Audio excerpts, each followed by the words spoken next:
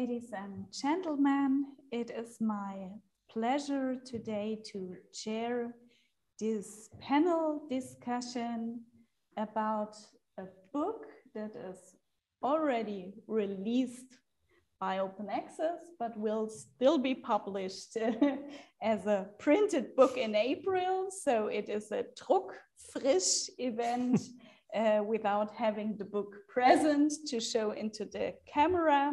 And we're speaking today about the new book by Jonathan Singerton entitled The American Revolution and the Habsburg Monarchy. As I just said, it is accessible already via open access, but it will be printed with the University of Virginia Press soon. Today, we have three distinguished speakers, but before I introduce them, I want to emphasize that this is a collaborate event by the ERC project, led by Professor Axel Kerner, my colleague, about the opera, the national opera in the Habsburg Empire. Beyond national opera is the main idea of this project. It is further a collaboration with Recent Globe and a collaboration with the GWZO, the Institute for the History and Culture of Eastern Europe, that I am the director of. My name is Margaret Royga. I was very pleased when Axel asked me to chair this discussion due to several reasons, due to this institutional collaboration, due to my interest in the Habsburg Monarchy, but also due to my interest in all the persons, all the panelists who are today here. And I will now briefly introduce them and hope that via this panel, we can also keep our minds off through a certain time from the political events outside, the war of aggression against Ukraine, that a lot of us keep really not only busy, but also sleepless at night. So we now have this moment of intellectual concentration on a former period that appears to be, from our perspective now, maybe we start idealizing today due to the recent events. I will first introduce the main person today, Jonathan Singerton, who has written the book that is in the focus of the Druckfrisch event. Jonathan Singerton studied German and history at the University of Birmingham with a study visit to Vienna, and I can assume that a lot started back then. When you've been in Vienna for a longer time, then it was followed by a master's degree in American history at the University of Edinburgh. And also there at the University of Edinburgh, he finished his PhD studies on the topic of relations between the Habsburg monarchy and the United States of America. So this is the, let's say, the basis for the book we're presenting today. After that, he was a fellow, a Richard Plaschka fellow at the Institute for Research on Modern and Contemporary History at the Austrian Academy of Sciences, and is now, since 2019, a lecturer at the University of Innsbruck with a focus on global history, as I just heard, and a collaborator in the FWF project, New Social Representations of Political Order around 1800. So welcome to Leipzig. He has, beyond that, but I do not want to speak too long, a lot of prizes. It's an impressive list of prizes he gained and scholarships he received, but this is also true for our next two speakers today. The second speaker I introduce is Jana Osterkamp. Jana Osterkamp has studied law, legal sciences, but also history, and is since 2007 research associate at the Collegium Carolinum in Munich. After that, she was the head of a Eminöter junior research group about ordering diversity, conceptions of federalism in the Habsburg Monarchy and its successor states. She then was 2 times, also at the moment, a substitute chair as a professor of Eastern European history at the University of Munich, where she also defended or had her habilitation in 2019 with a very important book about the Habsburg Monarchy entitled Vielfalt ordnen, das föderale Europa der Habsburger Monarchie, that was just printed in a 2nd edition in 2021, because quite rightfully, it found a lot of readers and a lot of interest. Also, Jana Osterkamp has, of course, a long list of fellowships and scholarships she received. And we are really glad to have her here in Leipzig as well. The 3rd speaker I just wanted to introduce, who just disappeared in this very moment, is Professor Axel Kerner. Axel Kerner is since the winter term of 2021-2022, Professor of Modern History of Culture and Ideas at the University of Leipzig, and honorary professor at the University College of London. He had been before already a Leibniz guest professor at the University of Leipzig. I don't know how many times I will mess this up in the years to come. But before this, he was for a very long time chair of modern history at the University College in London, and also the founding director of the UCL Center for Transnational History. Among his important publications is Beyond Nationaloper, for a critique of methodological nationalism in reading 19th century Italian and German opera. And as I said in the very beginning, he's the leader of an ERC-funded project on these questions of a national opera, or the transcending of the idea of national opera in the Habsburg Empire. So Axel, thank you very much for the invitation. We agreed on the following format. First, we hear a brief commentary by Jana Osterkamp on the book of Jonathan Singerton. Then this will be followed by Axel Kerner's input. And then Jonathan Singerton has the possibility to respond or defend himself. We will see what will happen. Both inputs will be around 10 to maximal 15 minutes. This is also true for Jonathan's possibility to respond. And then there is the possibility for the people in the audience virtually, but also the audience here in Leipzig, to ask some questions. So now, please. So Jana. It's my turn to thank all of you for having me here. And Axel Kerner and I agreed that I will start with some Habsburg thoughts on Jonathan Singerton's really excellent book. So I will try to name and elaborate on the innovative attempts of the book with regarding to Habsburg historiography, and then add in the second part some thoughts on its impact of our writing of legal history as well as biographies. So I think the innovative attempts and achievements for Habsburg historiography lie in three fields. Actually, in other fields, the normal attempt is to take the Habsburg Empire as a whole here, which has not been very common in Habsburg history in recent attempts. So Jonathan Singerton tries to mirror the Habsburg monarchy as a whole.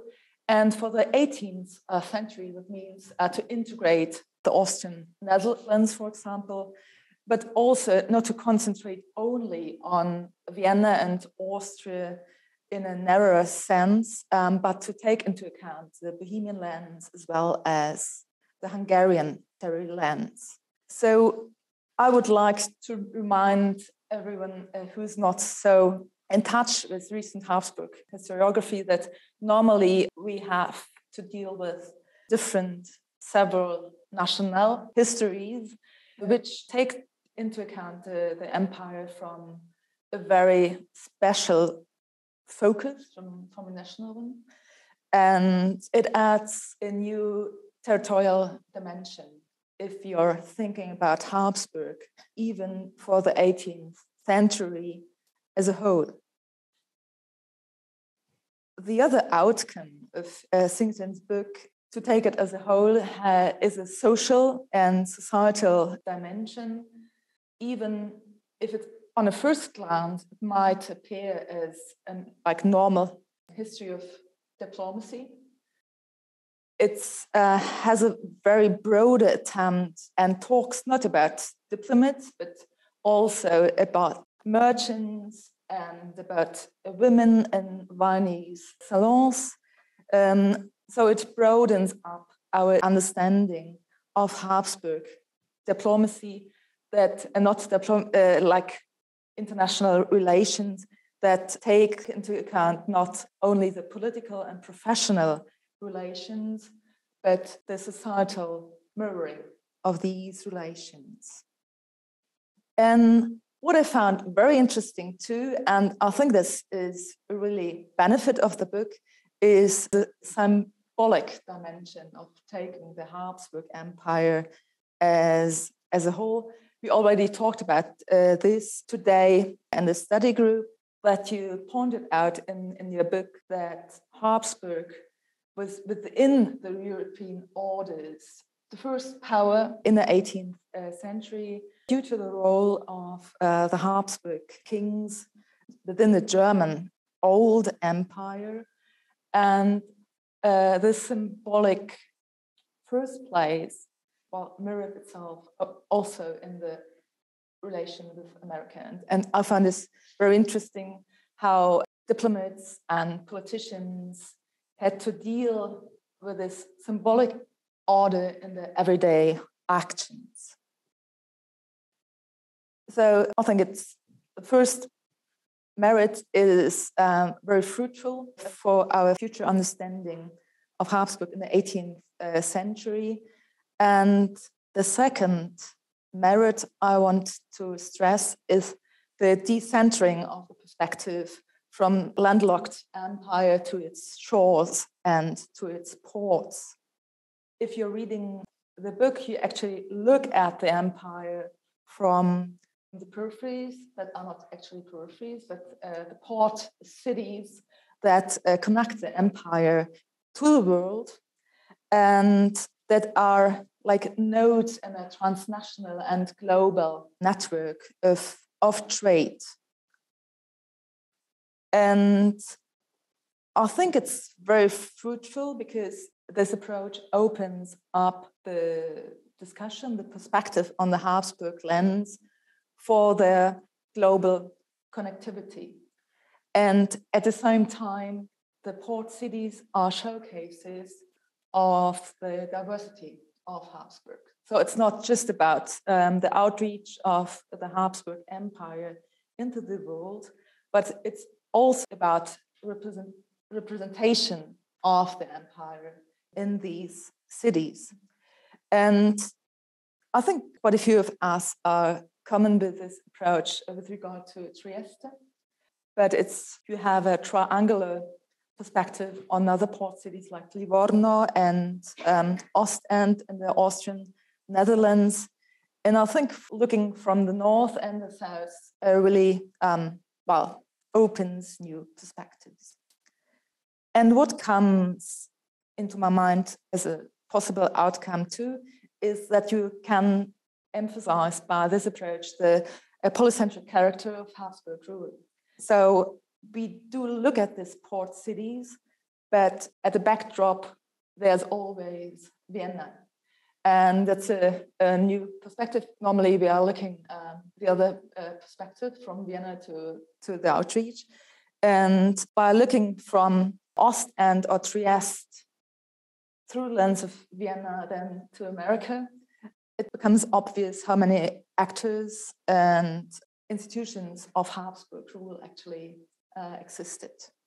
I might close with this Habsburg part of my comment and want to add some words on the legal history, on the impact for legal history. It was very fascinating for me how we evolved the concept of neutrality within international law out of practices in the war. And actually, I already had in mind the Ukrainian war, because neutrality here appears as an enabler for the war. And you find Habsburg in a kind of a position of a Switzerland of the 18th century, drawing financial and economic advantages of its neutral position between the different European powers and America. And what you show that over the course of the war, this concept of neutrality adapts to the new needs. So it's about like openness of the port cities to different powers, about legal protection of the ships, even before American courts and specialized courts on maritime affairs. And I think this is very valuable because in legal history, abstract concepts are presented often without a context. And I think it's very valuable to connect them back to historic practices and the process of developing. And my last point is not a critique, but a possible critique would be that you might return to the history of white males and white men.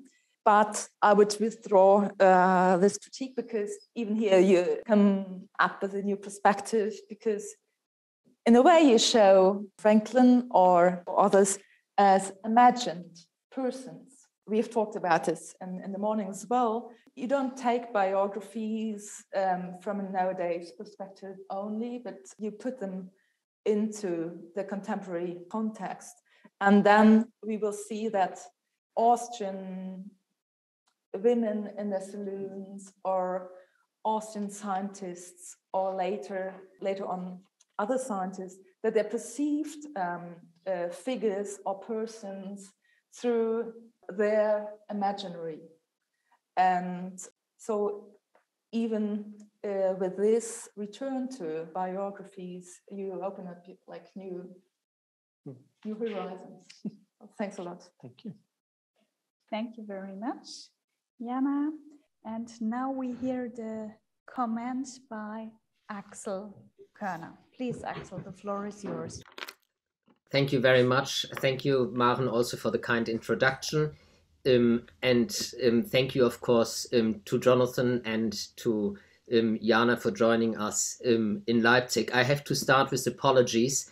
The reason why I'm not present in the room is that the entire family has Corona at the moment, and I hope to make it through this session without too much coughing, but I tested positive on Monday and was unable then, of course, to join you. I'm really sorry about this, because this Druckfrisch session was part of an entire study day, a workshop around the ERC project, and I very, very much look forward to that. We do these study sessions about once a month, and I was really looking forward to this one very much, and it's a real shame that I can't be there. But I'm very grateful also for this wonderful collaboration. As is almost customary, if one can say that, for such a new project, collaboration with Recent Globe and them providing all the technology that we need for this. But I'm also very grateful for the GWZO to join us, and I hope this will lead to a long and fruitful collaboration between 2 or 3 different poles at the University of Leipzig, where we share interests, passions, and expertise. And it's wonderful that we can do this together. I want to start with a few general comments about the book, and then emphasize 2 or 3 historiographical patterns that I find particularly relevant.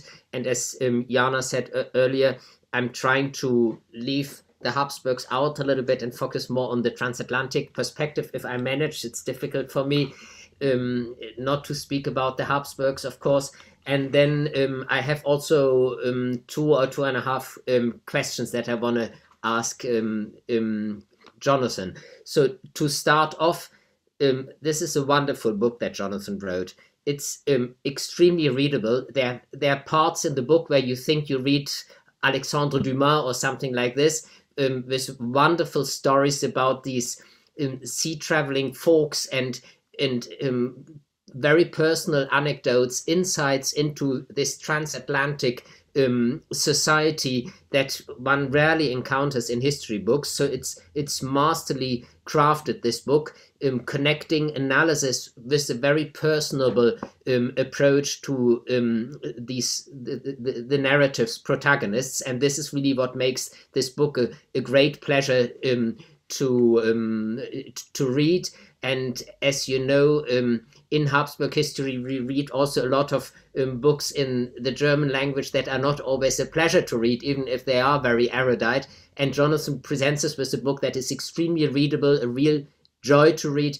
And at the same time, it is incredibly rich in archives. It's an immense mass of archives he went through, and very diverse archives. It's not the kind of French thèse d'état where one sees one archive in all its depths, but it's many, many different archives, and that makes the book so fascinating. And he is incredibly erudite in the way how he analyzes the stories that he tells us. And again, with regard to a lot of American and Atlantic history, very often we come across in historiography, we come across these great claims about the impact of the American Revolution, the global impact of it, and so on and so on. But these books often assume the impact without showing us where the impact comes from. And Jonathan's analysis is really based on a very close reading of a mass of sources, and that is just a wonderful thing to read for anyone who is passionate about history generally and Atlantic history more specifically. He presents us with an example of diplomatic history, but it's the diplomatic history of a new kind. In this respect, just to illustrate this by one example, I was at times reminded of Brian Wick's book about the Congress of Vienna, because of his focus on circles of women. In the morning we spoke already about this. Very often his protagonists are these, I think someone called it clubs of women or something like this. The role of the salon. We find this also in Wolfram Siemens' Metternich biography, who focused so much on the impact of Metternich's female correspondents, his lovers, his wives, and so on. And in Jonathan's book, we have a similar dimension in there, that very often the people who directly influenced debates about America were women. This is just one example to say, to illustrate or to explain why I would see his book as an example of this new diplomatic history that actually tries to go beyond the conventional protagonists of diplomacy. I was a bit reminded of recent work on Germain de Staël, which also widened the idea of what diplomatic history can actually do. But it is also a wonderful example of economic history and of commerce and of trade, where he connects a history of commercial thought with economic history. So there are the hard facts, but there are also the ideas about it and how they changed, and how they changed specifically in that period, which makes it very interesting. It's obviously a transnational history that needs no further explanation, but it's also a history of transfers and how transfer actually works. And it's a history of transfer that doesn't assume that ideas remain the same. He gives scope to the concept that ideas can change over time according to changing circumstances. So ideas and contingency is somehow one of the themes in this book. And as a history of political thought, I think it's also a book that speaks to this new historiography that calls itself a history of international thought. International thought didn't play much of a role in the history of political thought. You know, the history of political thought was, where I come from in Cambridge, very much a history of Hobbes, Locke, and another few white men, and was very Anglo-centric and very closely focused on the early modern period. And there's now a new field of study, of expertise, that we call history of international thought, that has given a lot of new life to the history of political thought because of its international framework. And I think for this field, Jonathan also makes a wonderful contribution. So this would be my first general point, praising this wonderful and readable book. Now I have a few points about what I think the main historiographical relevance of his contribution really is. And of course, there I'm not objective, I'm a bit subjective. I speak about the points that stroke me, and that stroke me maybe also when I was reading the last few chapters, already being in the delirium of COVID and not being able really to read everything anymore on my screen. That's a problem with the open access publication that not yet exists in print. But there are a few points that seem to me very relevant. Some of them, they will be very basic points for Jonathan, maybe not worth a further comment, but I want to make them because they might be interesting for our wider audience and for future readers. I mean, one very important basic point is that the Holy Roman Empire and Austria are simply not present in Atlantic and in American history. And in this respect, this is really a paradigm shift, because he completely changes the pattern of what the American Revolution is about, because he connects it with a space that usually didn't play much of a role there. There are, of course, American Irish histories, American French histories of the American War of Independence. There are American British histories, obvious, of the American Revolution. There are even works which look at Italy, at Germany, and so on. But the Habsburg Empire and Central Europe are simply not present in that story. And from now onwards, one can't really talk anymore about the global impact of the American Revolution without taking account of Jonathan's book. That's the first point that is relevant for me. Connected to that, there is this paradigm in historiography still very present, despite all the recent wonderful new work of scholars like Jana Osterkamp, like Peter Judson, and so on, that we are dealing in Habsburg history with a largely reactionary, backward, old-fashioned, stubborn empire that somehow refuses to embark on the road to progress, onto the road to modernity. That's still such an important pattern. Just think about book titles like Der lange Weg nach Westen or whatever it is. It's always the backward East and the progressive West. And there is, of course, now a new history of the Habsburg Empire, a new history of the Habsburg Monarchy that has rejected this paradigm, that points to the modernity of it, that points to the modernity also of the empire's constitutional setup. I mean, there is a lot of legal interest now in the constitutional setup of the Habsburg monarchy, and I think Jana Osterkamp's book makes an excellent contribution to this new field of interest, trying to underline also the progressive aspects of the monarchy, but still the idea that the Habsburg monarchy is a place of reaction and is somehow backward is still predominant in any kind of textbook-like history of paradigm.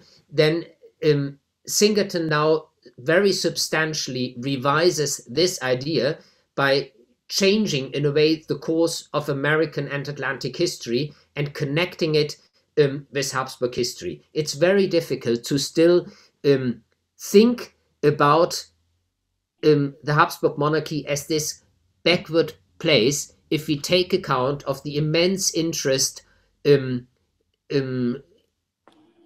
the Habsburg monarchy, or in the territories of the Habsburg monarchy, for the American project, for the political experiments there, for the commercial opportunities that arise from there, and so forth. So somehow this idea of a Habsburg monarchy looking out into the Atlantic, connecting its own world, its ideas, with the political experiments in North America, they simply don't fit with this idea of an eternally backward monarchy in Central Eastern Europe.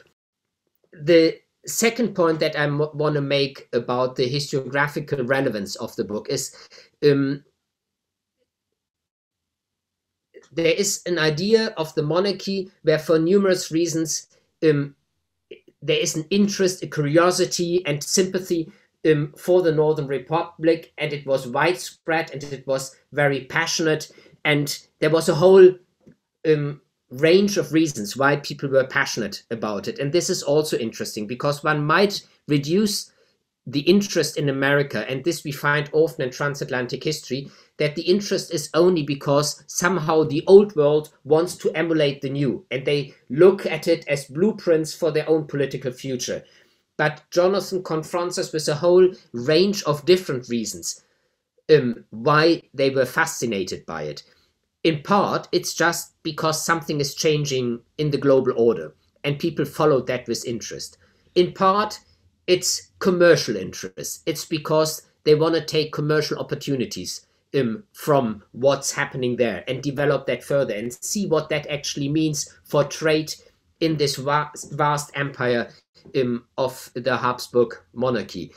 Then there is also, of course, a philosophical debate about the progress of humanity that people seem to think happens over there. This is the kind of Hegelian argument about the New World, which was also present in the scientific academic debates in Austria. And then there is, of course, and that's an important part of his book, the diplomatic opportunities that arise from there. So again, this is a whole range of ideas of what is happening in the Habsburg monarchy at the turn from the 18th to the 19th century that we knew very, very little about. And it just adds an interesting new facet to it. But what I find relevant here is that Jonathan, I think, and I hope I don't overstretch his argument there, that you have courtiers, that you have Joseph II, that you have people working directly for the court and in the diplomatic service who look with sympathy and interest at the American experiment without that they obviously want to abandon their own monarchy, or without that it means for them that they would like the Habsburg Empire to be turned into some kind of republican experiment. And I find this relevant because there's still, in a lot of historiography from Palmer's Age of Democratic Revolutions onwards, this idea that interest in the American Republic automatically means that people want to emulate it, want to use it as a blueprint for their own political future.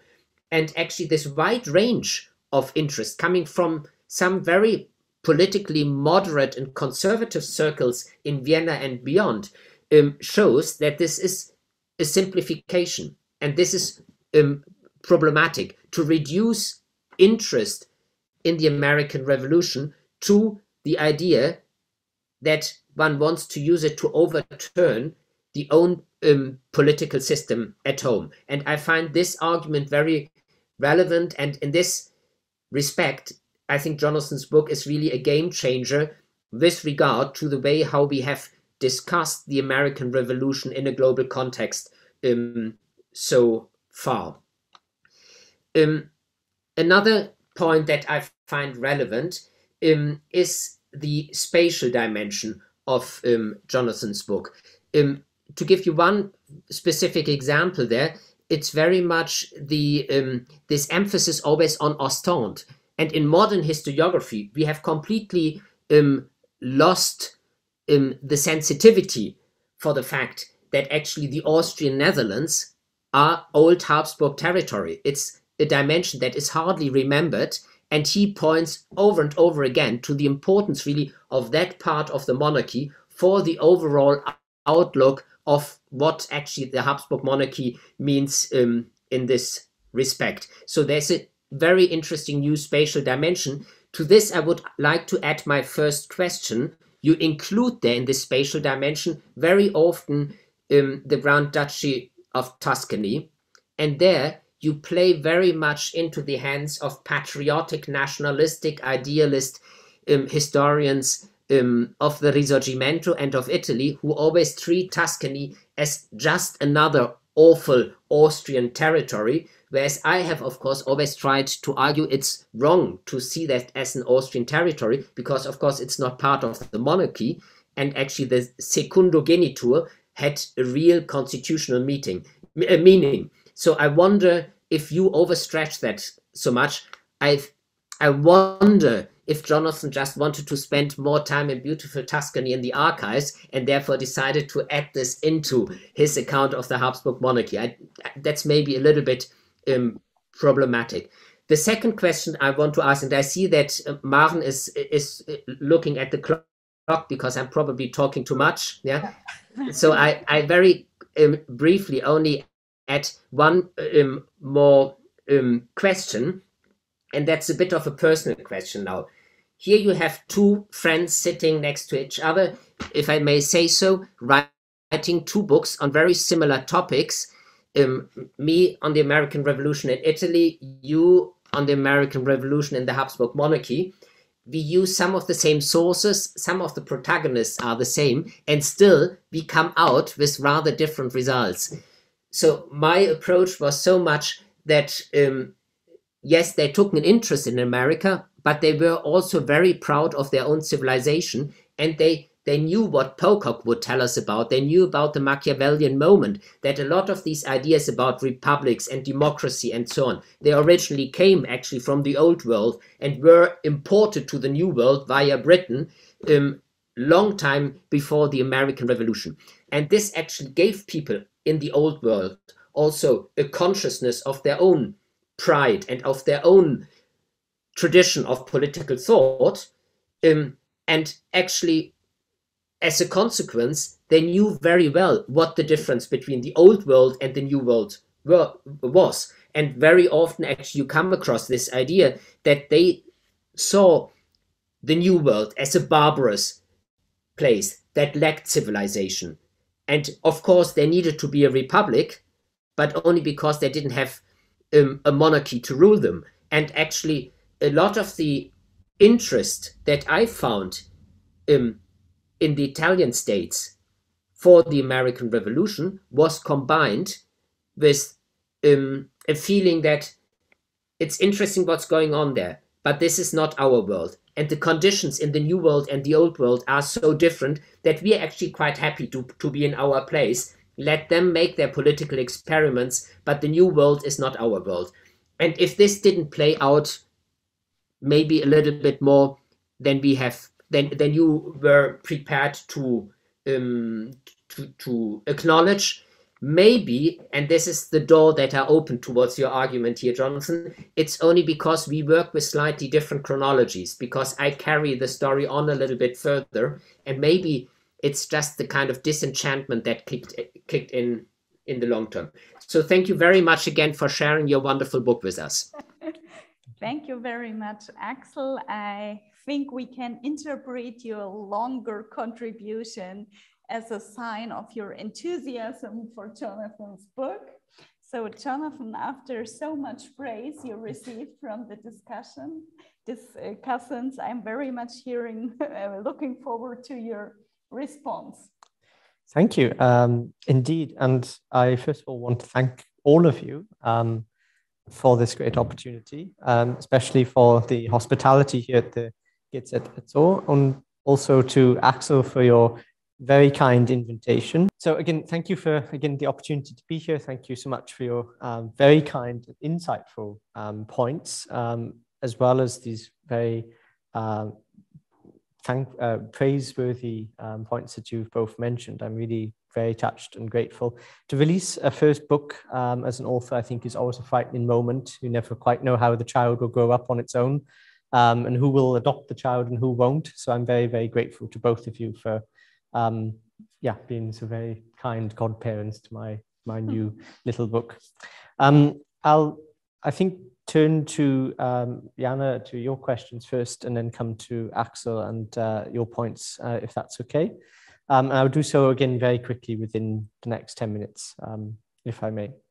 So, I was very struck by the first points, especially thinking about legalities and legal history, because this is, again, something when I wrote this, I didn't necessarily think it would have such a broad audience. So I'm very pleased to see that legal historians can benefit from my discussions of neutrality.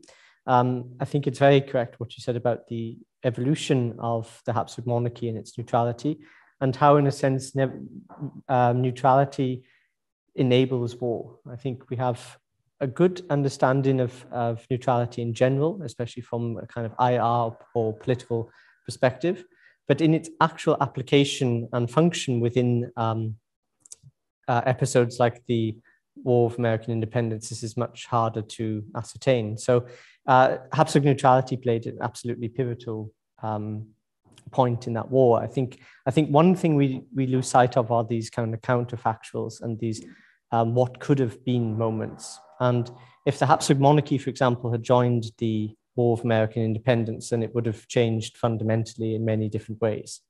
So I think your point about how the Habsburgs remaining neutral enables the war is, of course, a very important point, and should be, again, made clear.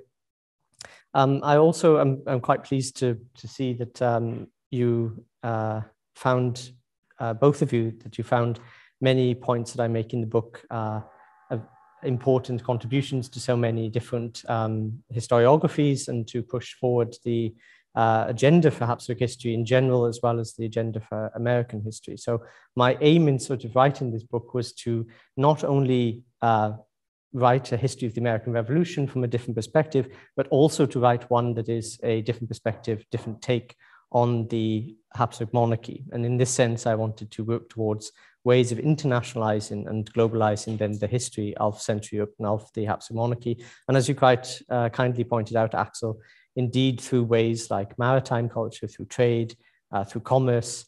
And I think this is my great hope, is that people will take into account how important the Atlantic space was then for the Habsburgs, that there was indeed an overlap in this period.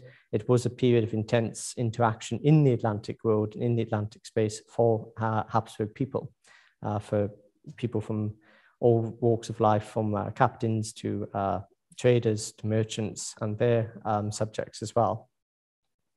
I also am very pleased as well that this, as you put it, this triangle between Livorno, Ostende, and Trieste is so well is so welcomed by all of you, because it's again an important, I think, point to remember the map at that time. That's one reason why I made sure that to include maps of the Habsburg monarchy as it was at the time of the American Revolution, so that readers again remember those spaces that once belonged to the Habsburg lands. And this is something that was very important to me to include.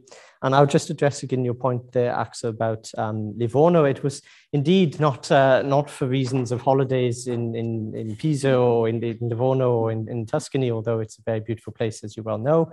But I think it had a very important effect on the American Revolution in the general Habsburg monarchy. So again, at this point in the 1770s and 1780s, Tuscany is not part of the Habsburg monarchy proper. It is ruled over by one of the brothers of the emperor under terms of a second-genitor established earlier in that century. So it's not technically part of those lands, but the reason that I included it, and I hope that you will see that it isn't so overstretched, is that as I came to look at certain episodes and aspects, I kept realizing how important Tuscans were in those. And one of the prime examples is in the second chapter, which we discussed today, that Joseph II wanted to meet Benjamin Franklin whilst he was in Paris to visit his sister Marie Antoinette. And in order to do that, he had to make sure that he didn't lose that garb of neutrality. He didn't expose himself as a sort of pro-American person. And he had to go through a neutral sort of route. And this, of course, was the Tuscans and the Tuscan secretary to arrange this meeting. So the reason I included them, and that is one example, is that they often played this kind of Vermittlung role within the American Revolution in the Habsburg lands. And so it's a very important point to consider them in that way.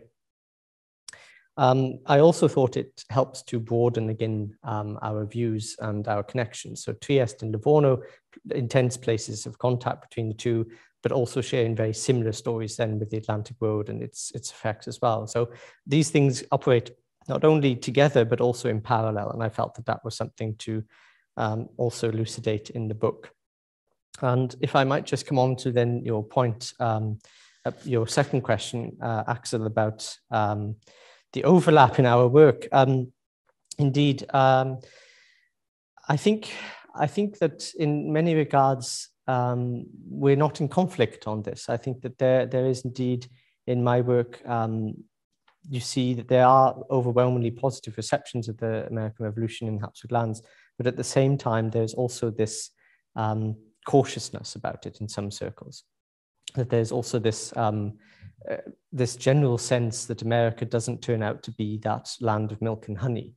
And this is most clear in the late 1780s, 1787, around this period, when after revolution has been achieved, after independence has been achieved, the new constitutional convention gives the Habsburgs the impression that this experiment has already failed as such. So there are understandings already appearing at the late 1780s of that same kind of critique and that similar despondence towards the American Revolution that you see also in your work then in the 19th century. So I think it is a fact that, mine is a shorter period in that sense, looking at mainly the 1770s and 1780s, although I stretch back to the discovery of America in the first chapter, and I go on to the sort of afterlife of the American Revolution in the epilogue.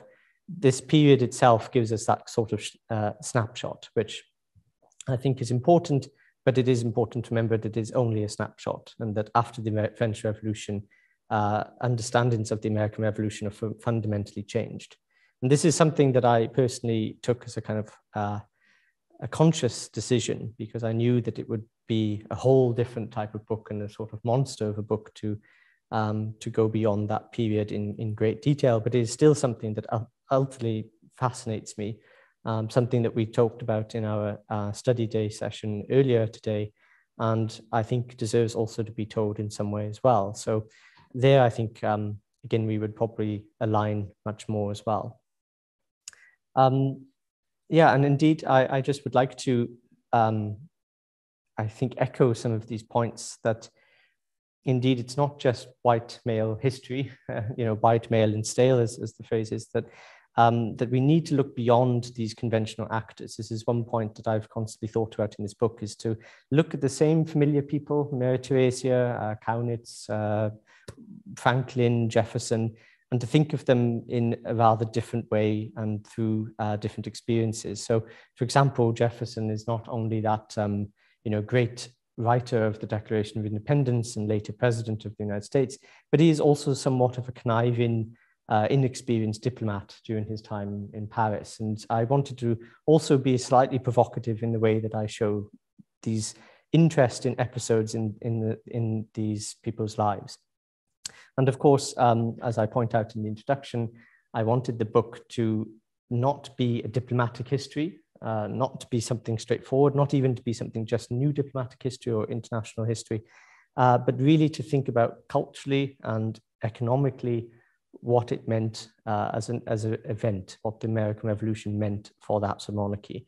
And this is something I hope that is sustained throughout the book, and that readers will also take away from it, is that these things really intertwined and you can't separate them, because previous histories, thinking of Palmer, for example, Palmer, these intellectual histories, they really considered these facets in utter isolation, and really they play into one another. If commercial opportunities existed, merchants would exert political pressure onto diplomats and ministers, and in turn, ministers absorbed Americana and the ideas of these things, and that featured into their own political calculations. So I think it's important, again, to consider these three strands that are at the core of the book in unity and in a broader perspective. And I think this is also very applicable to how we do diplomatic history, economic history, and intellectual history more generally as well. So if I got more time, or is it... Not really. Not really, okay. Then I just end for now again to say, yeah, herzlichen Dank an alle. I'm very, very touched and grateful for these comments. I hope that I can expand upon them in the discussion round now. And yeah, questions in German or English is perfectly fine. Yeah, I think we'll come back to some of the aspects you couldn't answer now. In the discussion round, we have now still some 30 minutes left to open up the discussion with those who are present in the room, but also those who are present in the virtual room. And for those of you who are with us only virtually or from your studies at home, I would ask you to switch on the camera and raise your hand if you want to pose a question. This will be far easier than looking into the chat and reading out loud your question. So now, who is the first person who wants to ask a question or has a further comment on the book or the comments by the discussants? No, then I take the moment and pose myself a first question. This is a very basic one, but how did this book project develop? Where did you start from? When did you have the first idea? As you mentioned in my biography, I was in Vienna actually 10 years ago, and we are all creatures of habit, and we are all shaped by the surroundings around us. You know, this drilling noise, for example, affects all of our thoughts, for example. So when I was in Vienna around 10 years ago, I was just very curious about what happened there during the American Revolution. And there wasn't a great deal of literature, or there wasn't many answers that I could turn to. And so I decided to find out for myself, quite simply said. And this led me on to a decade-long project, basically, and formed the crux of my PhD, and later then the book. And this was again something that I felt very grateful to embark upon, because it has been a great pleasure. And in some ways I do miss working upon this topic. So it's been, it's been a very enjoyable and fruitful curiosity that began 10 years ago in Vienna. Thank you very much. So are there more questions? If not, I have a bunch of more questions. Perfect. First question actually relates to the new representatives, consuls and Habsburg representatives in America. I wonder I've wondered whether there have been connections between the two Americas for Habsburg purposes.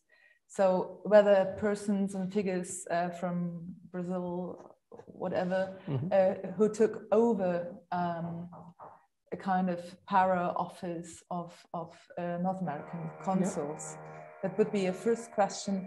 And the other one, because I'm coming from the 19th century, and rethinking the European space between the port cities and the empire, I wonder whether the maritime network actually did play a larger role for connecting Livorno, Trieste, and Ostend than the streets and communication possibilities over the Alps. So it's actually a question out of curiosity, but also in order to reshape my historical approach to these spaces. Was it faster to go from Trieste by ship to Ostend, and actually how the trade and goods and commodities were transported to the different ports and then to America? From Bohemia, did Bohemia differ from Hungary or from Galicia? Because Clemens Kaps did a lot of work about the economic trade routes from Galicia. So that would be another curiosity. Certainly. I'll take them in the order that you asked them. So first, the consuls. Consular relations of the Habsburg monarchy is very interesting in general. So there are, at the time of the American Revolution, only 3 consuls of the Habsburg monarchy outside of Europe. And they're in the Indian Ocean area. And that shows you some of the previous interests at that time. But in the Americas, there were no sort of diplomatic or consular positions, and the American Revolution is something that then creates that need and that necessity. So in the book, I spend a whole chapter discussing not just the official consul, but also these private representatives for companies who were sent over to North America and to the States to protect the economic interests of that monarchy and to represent them in some form or another. The main figure then is Baron Frederick Eugene de Baelen-Berthoff, who came from the Austrian Netherlands from the periphery and functioned as the Habsburg consul in Philadelphia on a mission lasting about 5 years throughout the 1780s.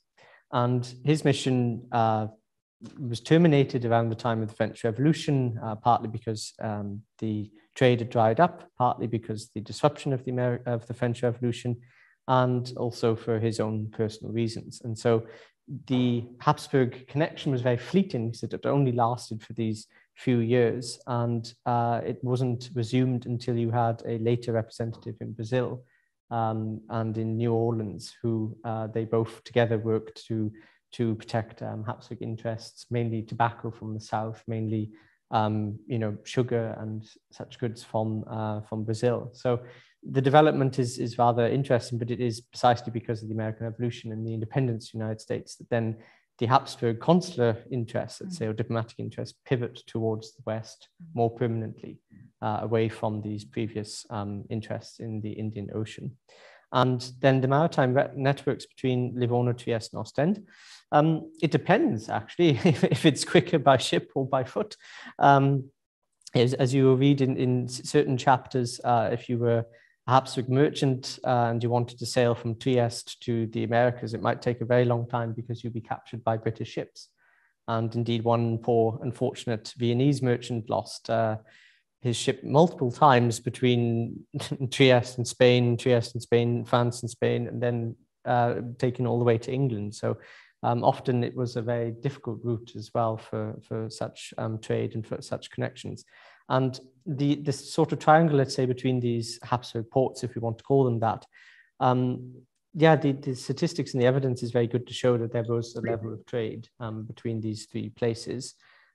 Trieste, however, remains a rather provincial port predominantly. There are, of course, these missions that I talk about to the Americas from Trieste directly, but Trieste is overwhelmingly still a Adriatic, Eastern Mediterranean port long into the beginning of the 19th century, and as Clemens has also helpfully shown.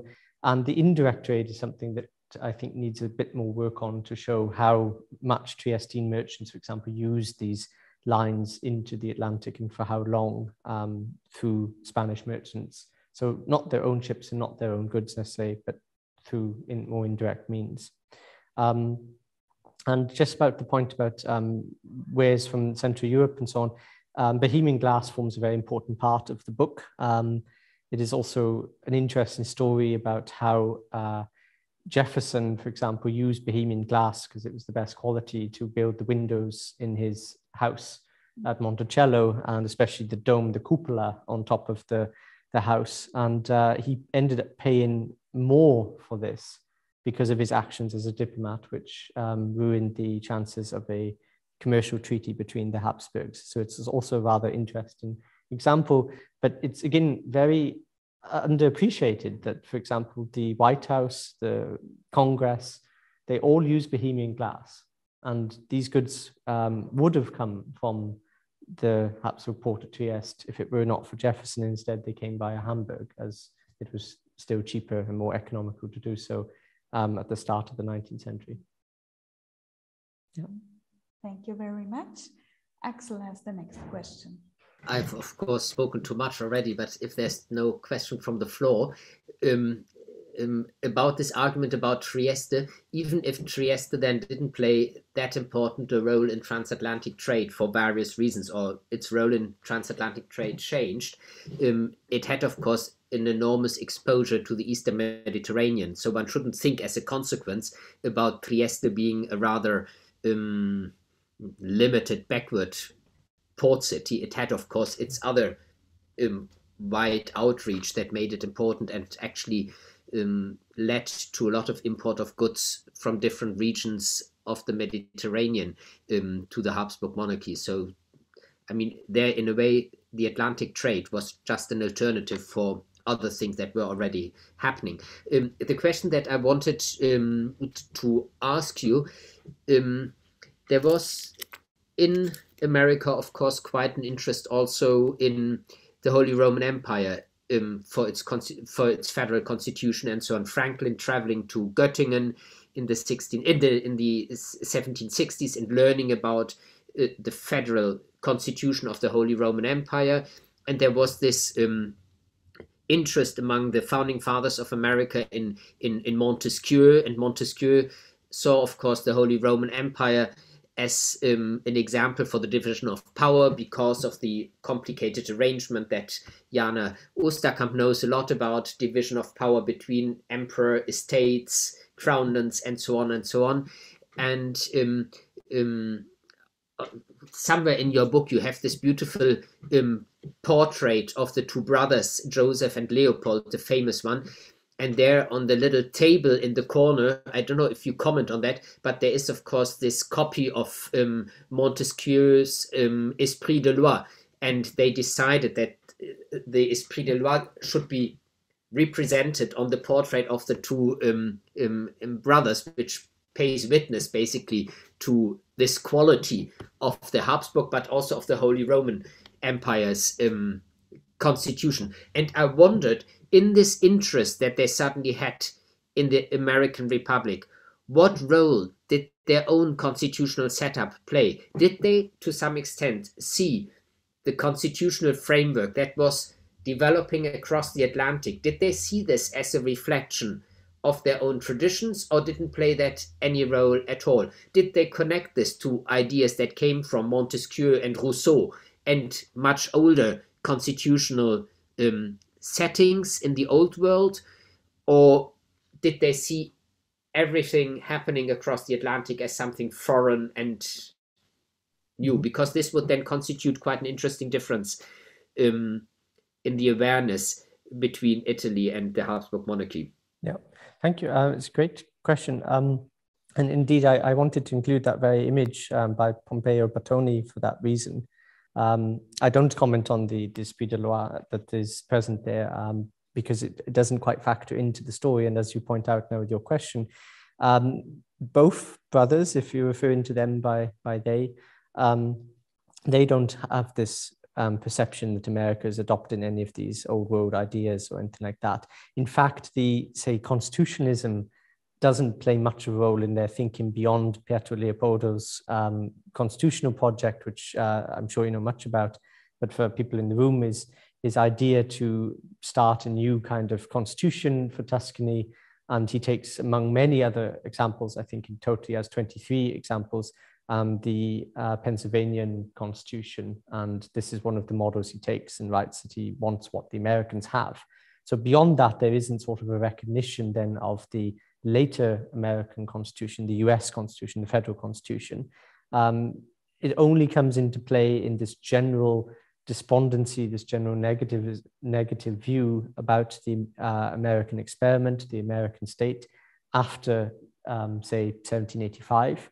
And again, the crucial thing about this is the context, that around 1785, this trade deal, this commercial opportunity is sort of fading. And the Habsburgs and the ministers and the courtiers and so on tend to then see the American Revolution as a negative result for them, that they can't have trade because of various reasons that are explained in the book, mainly because of Jefferson. And so there isn't need for much interest in what they're doing. And besides, look at them. They are ridden with debt. They have paper money, which is seen as a somewhat scandalous thing. They have rebellions such as Shays' Rebellion in the 1780s.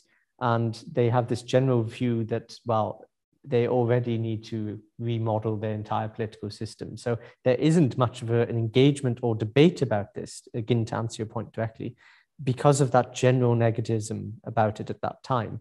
And instead, you get interesting ideas where they see the Native Americans as having a greater standing compared to the Americans because they are more noble, they are federated, they seem more worthy trade partners even. And so it plays into this context. It's very, very important. And so by the time of 1787 in the federal constitution, there isn't much of a concern for it. And this I encapsulated in this brilliant quote. I'm very thankful for Joseph for writing this.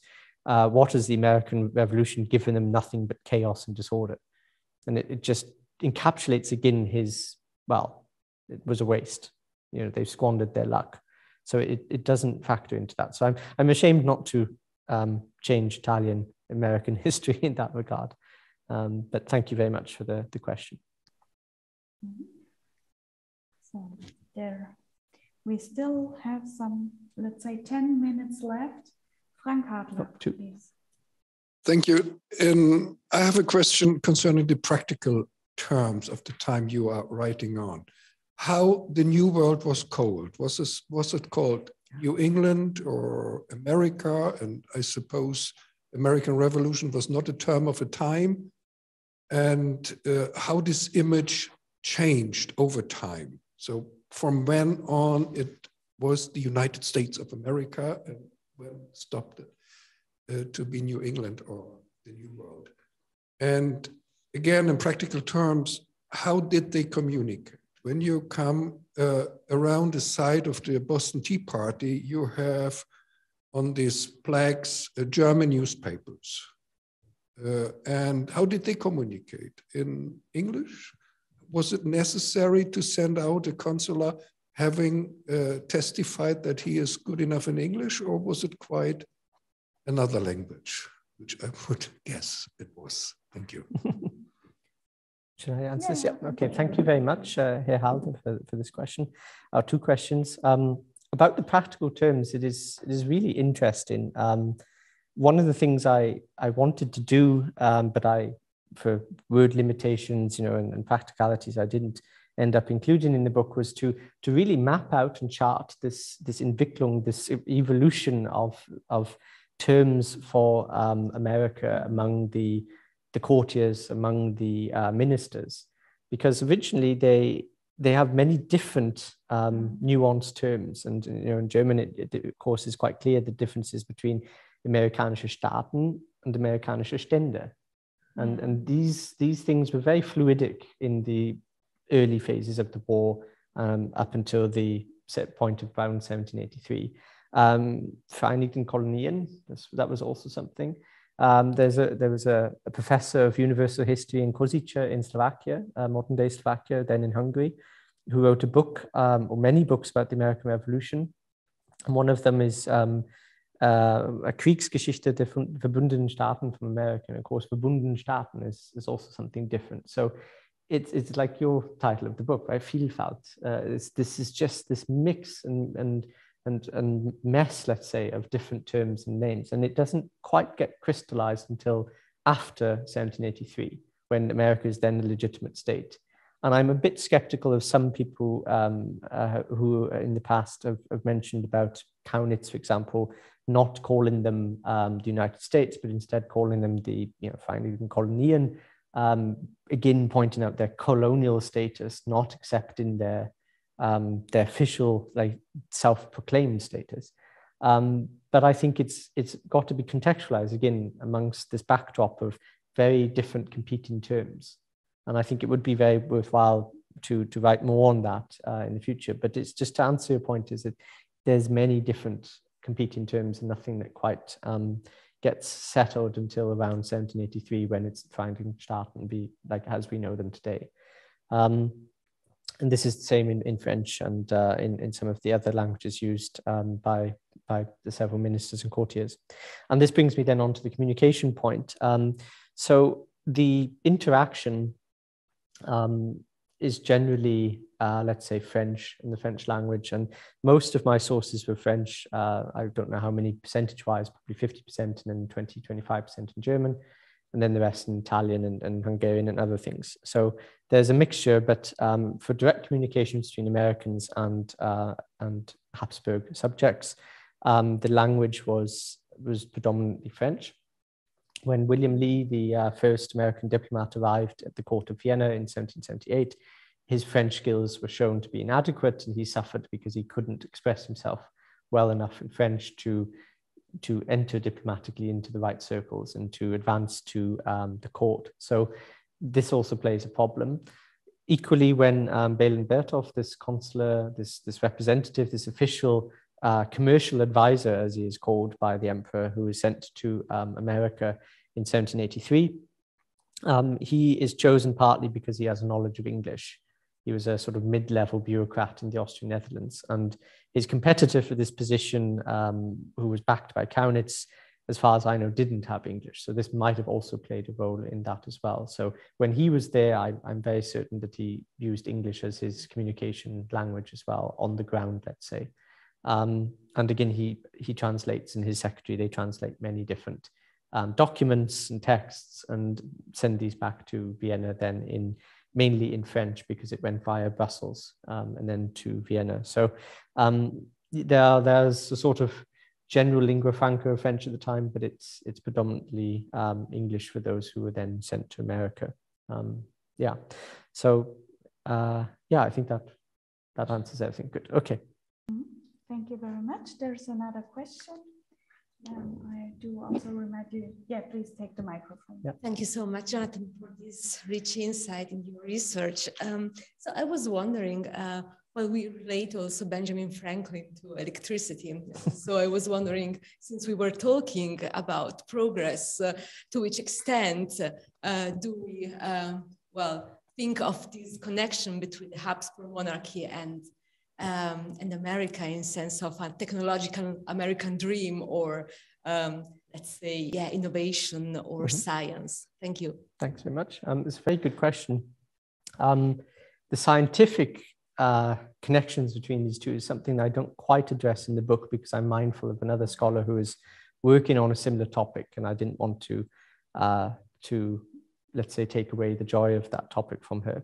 But the idea of Franklin as a scientist is, of course, the most important thing about him in the 1760s. In the 1770s, he's then that radical. And as we earlier discussed, he becomes a scientist yet again in the 19th century, when he is shorn, when he loses his status then as a radical American leader. Franklin then as a scientist is important. In the Habsburg context is also an interesting one, because he has this status already as a well-known, good representative of American civilization. And this is what then enables him to be that connector for many people. So I write in the third chapter, and I've written an article about this, is that there are so many people who write to Franklin because of that sort of earlier celebrity. And those people, write sometimes just praise. They want some things. Merchants want help, and so on like this. And just to tie this also to the previous question about language, I did then a proper sort of statistical analysis of this, and you'll be surprised that some of them then wrote in Latin, showing that they didn't have any other language other than German, possibly. And many of them wanted to show off how many languages they could speak, including Prussian German, which was very interesting for one person to write, in order to show him that they can be of use to the United States if they were to emigrate there. And then to just come back to the scientific point and more generally, the person of Ignaz von Born is a great of interest to me, and his Freemasonry circles in Vienna followed sort of American ideas, American natural history very closely. On the same ship as the as the Habsburg representative, Bela Berthoff, is also an intrepid group of botanists and scientists who are sent from Vienna to the United States, in fact, to gather plant specimens and to gather new botanical material for Schönbrunn and for the gardens there. And the ideas of what America has naturally and its history of minerals and its history, its natural history, is then transferred back to Vienna through not just the results of their mission when they bring these things back, but also through writings to people like von Born, who then publish these as essays within these Freemason, these Freimaurer Journale. And that is a very kind of deep connection then between these two places. It's again something I didn't manage to discuss too much in the book, but it is a very, very important connection as well. So thank you very much. Maren, if I may just add to Barbara's excellent question about Franklin the inventor. Franklin was, of course, the man who gave Mozart the glass harmonica, which then played a very important role in Viennese music, and still Donizetti used the glass harmonica for Lucia di Lammermoor. So there's an important legacy of Franklin's inventions also for our opera project. So this is, of course, one of these stupid anecdotes one can read about all the time. But of course, it is also a way for people in the Habsburg monarchy to connect with this world far away when they know that such an instrument came from there. In exactly the same way when, I don't know, his inventions were used for thunderstorms to protect St. Stephen's Cathedral. Yeah, I would just like to say on the lightning rod point, I mean, it was a sort of co-discovery or a simultaneous discovery, as they happen in science sometimes. And Prokop, this one, I think, Bohemian inventor, is also credited in a sense for discovering that. And it was sort of seen as Franklin encroaching upon this Central European discovery when it was he that was given the praise and the credit for discovering this lightning rod.